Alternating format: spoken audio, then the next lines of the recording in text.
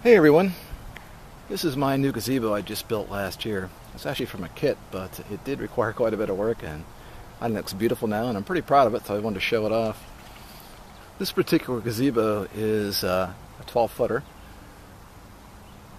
and it has the Pagoda-Roof, the two tiers there, with a cupola up on top.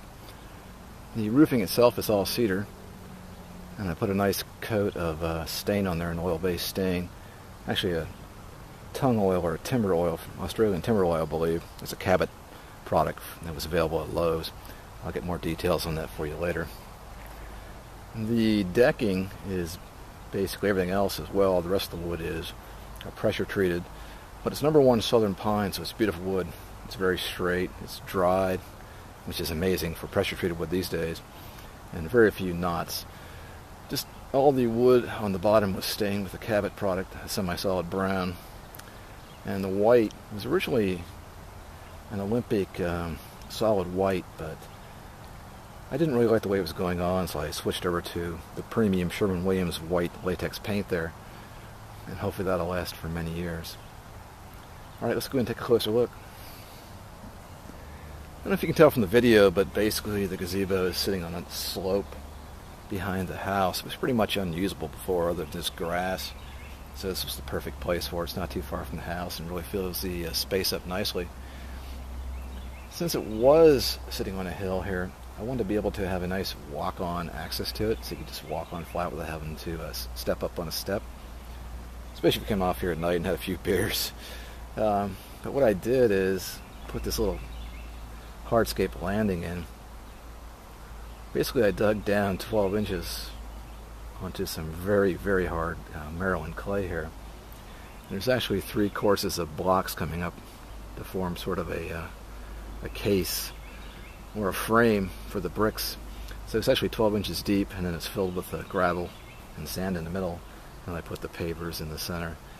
So anyway, I'm sure if we have another hurricane, that's going to be there for many, many years. It's very solid, and I think it adds a nice high quality appearance to the gazebo overall.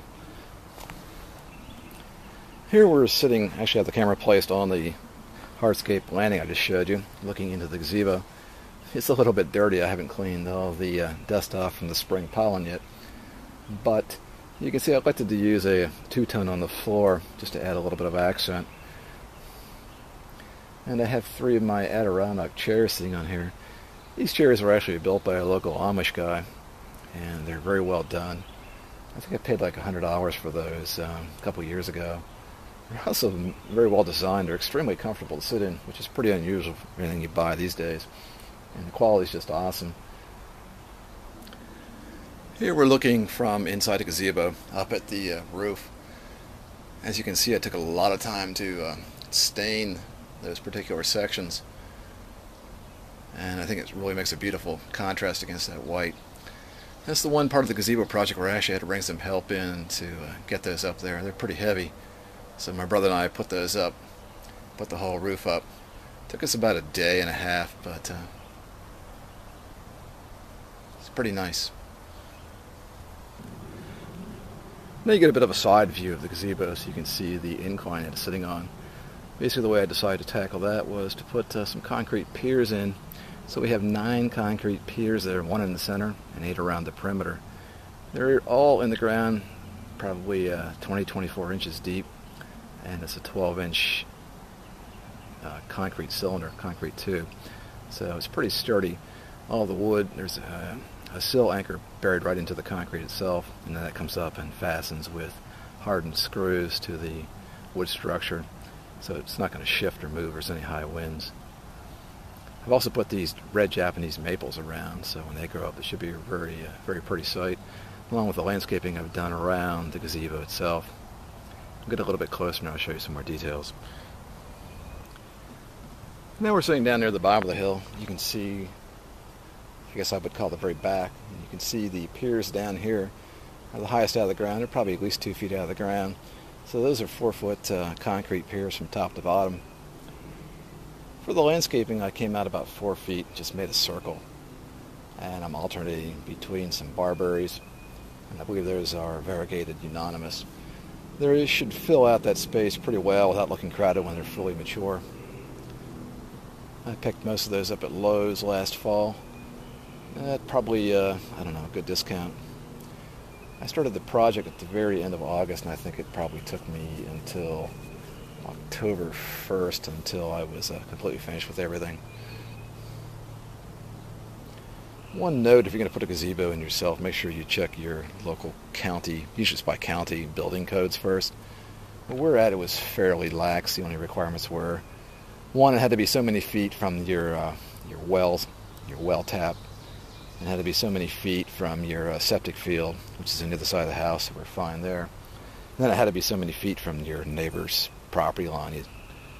Other than that, they really didn't require any restrictions. Now we're over on the other side, just to give you an idea how it looks from all the different angles. I think the kit probably cost me about $6,000. I probably spent a few more $100 in materials, like the landing for the entranceway there, the walk-on, the paint and stain added up. I used an airless sprayer to take care of all of the spraying because there's a lot of surface there. And you're hitting 2 coats on some of the white stuff, especially the spindles. It takes a lot of time, so the sprayer saved me a lot of time, but of course I had to use twice as much in materials, but I think the money I spent there is probably well spent. I actually didn't take videos when I constructed the gazebo. I did take a lot of photographs though, so what I think I'm going to do is I'll put together a little slideshow of the construction process, because I'm sure a lot of people are interested in that, and I'll just narrate that to show you how it evolved and all the different little things I ran into and little things that might help you decide to go this route. It was definitely a lot of fun, and it was more of a project than anything, so I enjoyed it and learned a lot. I wish I would have had enough knowledge to be able to design this myself and do all the cuts without buying a kit, but I probably could have with some research, but it would have taken a lot more time. Like I said, as it was, it probably took me a month and a half, 2 months of elapsed time. Anyway, I don't know. I'll try to get that video up when I can. In the meantime, I hope you enjoy this. Cheers.